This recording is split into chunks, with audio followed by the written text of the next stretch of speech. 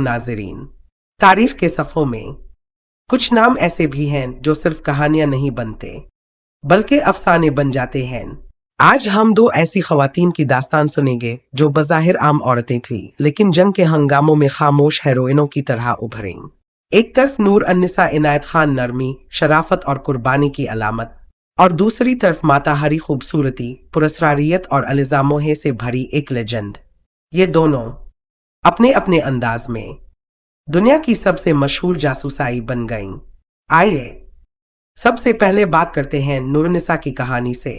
खौफ के बगैर जंग लड़ने वाली नर्म दिल लड़की। सन 1939 दुनिया दूसरी जंग अजीम में जल रही थी। इसी दौरान एक नर्म मिजाज, शायराना सोच रखने वाली लड़की अपनी पुरसुकून जिंदगी, अपना घर सब छोड़कर जंग के रास्ते पर निकल पड़ी। ये थी नूरनिसा इनायत खान। उनका बाप हिंदुस्तानी सूफी मूसीकार और माँ अमरीकी खातून थी। नूर ने बचपन मोहब्बत, अमन और मौसीकी के माहौल में गुजारा, लेकिन किस्मत ने उन्हें ऐसी राह पर चलाया जहां रेडियो कोड, खुफिया पैगामात, खतरा और मौत हर कदम पर उनका इंतजार कर रहे थे। जब बरतानिया को बहादुर मगर हसास दिल रखने वाले लोगों की जरूरत पड़ी, नूर ने आगे बढ़कर स्पेशल ऑपरेशंस एग्जीक्यूटिव में शमूलियत इख्तियार की। वो दूसरी जंग अजीम की पहली खातून वायरलेस ऑपरेटर जासूस बने। फ्रांस इस वक्त जर्मन कब्जे में था और नूर वहां खुफिया रेडियो के जरिए फ्रांसीसी मुजाहमतकारों की मदद करती थीं। एक छोटा सा रेडियो, एक मुख्तसर सा कोड बिक और इर्द गिर्द दुश्मन के हजारों सिपाही।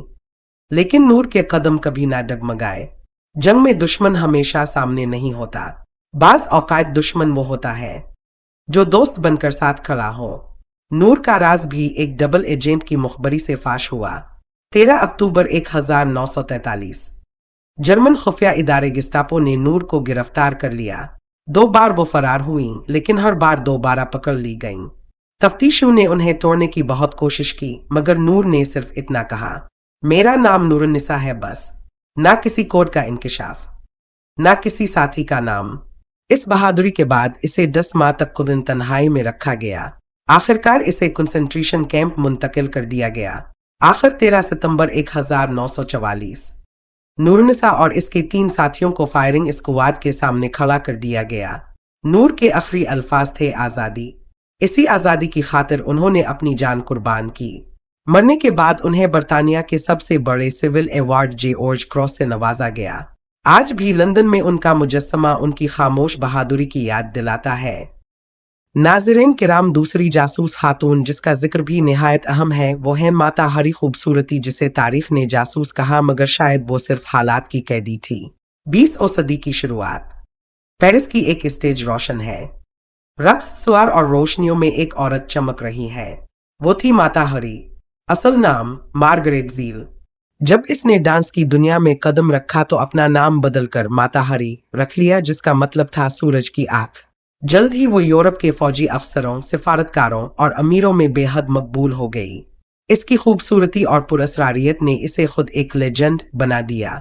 पहली जंग अजीम के दौरान फ्रांस और जर्मनी दोनों को शक हुआ कि शायद माता हरी दोनों के लिए जासूसी करती है। इसके ताल्लुकात जर्मन और फ्रांसीसी अफसरों से भी थे और वो शाहाना जिंदगी गुजारती थी। लोगों का ख्याल था कि वो जासूसी के बदले पैसे लेती है। बेशुमार तफ्तीश हुई, मगर कोई ठोस सबूत नहीं मिला। फिर भी 1917 में इसे जर्मन एजेंट करार देकर गिरफ्तार कर लिया गया। 15 अक्टूबर 1917 की ठंडी सुबह माता हरी को फायरिंग स्क्वाड के सामने लाया गया। ना इसने चीखा, ना आंसू बहाए, हत्ता के आंखों पर पट्टी भी ना बंधवाई। वो मुस्कुराई और सिपाहियों को फ्लाइंग किस दी। अगले ही लम्हे गोलियां चल गईं।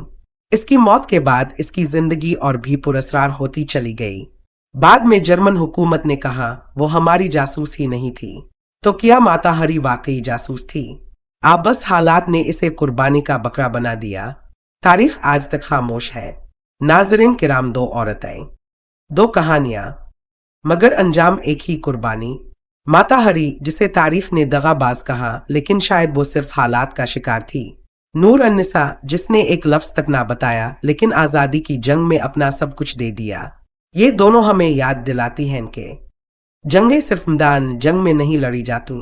कभी कभी खामोश किरदार सबसे बड़े हीरो होते हैं। नाज़रीन किराम, اگر آج کی ہماری یہ ویڈیو آپ کو پسند آئے تو براہ کرم چینل کو سبسکرائب ضرور کیجیے گا، یہ ہماری حوصلہ افزائی کا باعث بنتا ہے۔